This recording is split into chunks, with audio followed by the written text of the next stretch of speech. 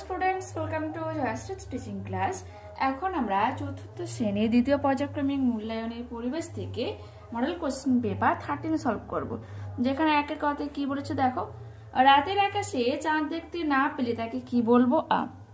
অমাবস্যা বলে। লাঠির মাথায় 3 কোনা পাথর বেঁধে কুঠার তৈরি হয়। ঠিক আছে। পেটের রোগে কুলেখাড়া ব্যবহার হয়।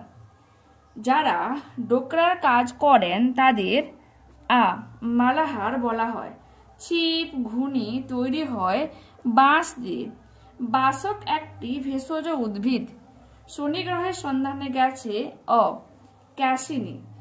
মানুষ প্রথম বলগা হরিণ শিকার করত। শক্ত ডালযুক্ত গাছ মেহগনি। একটি চুল হলো কাঁচি। ঠিক আছে। শূন্যস্থান পূরণ করো। আমরুল গাছ থেকে আমাশয় রোগের ঔষধ তৈরি হয়। বনে আগুন লাগলে তাকে কি বলে? দাবানল বলে। তামার পর ব্রোঞ্জ ব্যবহার শুরু হয়। সাপের বিষথলি দাঁতের নিচে থাকে। একটি ড্যাশ একটি প্রাণ। একটি গাছ একটি প্রাণ। ঠিক আছে। পরবর্তী পেজ। মানুষ কুকুরকে কেন পোষ মানিয়েছিল? আত্মরক্ষার প্রয়োজনে। মানুষ প্রথম কোন ধাতু আবিষ্কার করেছিল? তামা। দুটি দাহ্য পদার্থের উদাহরণ হলো খড়, শুকনো পাতা। মাটিতে মেশে না এমন একটি বজ্র পদার্থের নাম প্লাস্টিক। খনি অঞ্চলের মানুষের একটি জীবিকা দেখো, খনি অঞ্চলে মেনলি লোকজনেরা খনিতে কাজ করে। একটি যন্ত্রের নাম লেখো যার চাকা আছে কিন্তু যান নয়। দেখো ঘড়ির মধ্যে কিন্তু ছোট্ট চাকা রয়েছে কিন্তু সেটা কিন্তু কোনো রকম যান নয়, যানবাহন নয়, গাড়ি নয়। বাম দিকের সঙ্গে ডান দিক মেলাও। মৃৎশিল্প হয়ে যাবে কলকাতার কুমোরটুলি, নদিয়ার কৃষ্ণনগর। খ রেল ইঞ্জিন তৈরির কারখানা হয়ে যাবে 4 চিত্তরঞ্জন। শিবের গাজনের মেলা হয়ে যাবে 1 পুরুলিয়া, বাঁকুড়া, মেদিনীপুর। সিল্কের শাড়ি হয়ে যাবে 2 বাঁকুড়া, বিষ্ণুপুর, মুর্শিদাবাদ। টিকা লেখো। টিকা কি বলেছে? ছৌ নাচ। বইতে 104 পেজ খোলো, দেখতে পাবে কি রয়েছে। কি বলবো? রামায়ণ মহাভারতের মতো গল্প দিয়ে তৈরি হয় ছৌ নাচের কাহিনী। ছৌ নাচে মুখোশ পড়তেই হয়।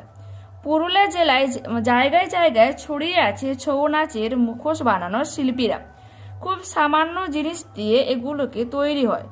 আঠালো মাটি, কাগজের মণ্ড, পাতলা কাপড়, চকচকে করার জন্য গর্জন তেল, আঠা, ধুনো, পাট, নকল চুল, পাখির পালক, রাংতা প্রভৃতি পুঁতি, তারপরে হচ্ছে সলমা চুমকি ও রং ব্যবহার করা হয়।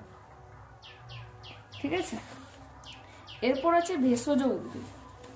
তো তোমাদেরকে এটা আমি পালু প্রকাশনী থেকে দেখাচ্ছি। কি লিখবো? আমাদের চারপাশে থাকা নানা গাছ বিভিন্ন রোগের চিকিৎসা বা উপশমে কাজে লাগে।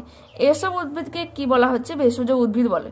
যেমন তুলসী, বাসক, এছাড়া নয়নতারা, কালমেঘ, থানকুনি ইত্যাদি। ঠিক আছে। এবার আমরা উদাহরণ হিসেবে লিখতে পারি যে হার্টের অসুখ সারাতে আমরা অর্জুন গাছের ছাল ব্যবহার করি। কাঁপুনি দিয়ে জ্বর এলে তা সারাতে শিংকোড়া গাছের ছাল ব্যবহার করি। পায়ের ব্যথার উপশমে রাংচিতার ডাল রস কাজ দেয়। ঠিক আছে।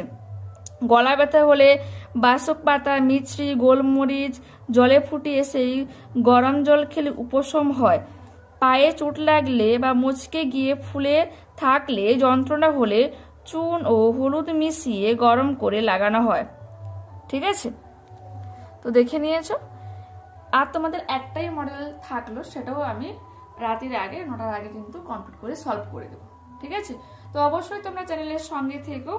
আর এখনো যারা চ্যানেলটাকে সাবস্ক্রাইব করনি, বন্ধুদের সাথে শেয়ার করনি, তাদের কাছে বলবো তোমরা চ্যানেলটাকে সাবস্ক্রাইব করে নিও, বন্ধুদের সাথে একটু প্লিজ শেয়ার করে দিও। আর যদি এতগুলো তোমাদের সাথে ভিডিওগুলো তোমার শেয়ার করলাম, যদি উপকৃত হয় বা ভালো লাগে অবশ্যই এটা লাইক দিয়ে যাও। আর কমেন্টে তোমাদের অবশ্যই মতামত আমাকে জানিও। ওকে, বাই।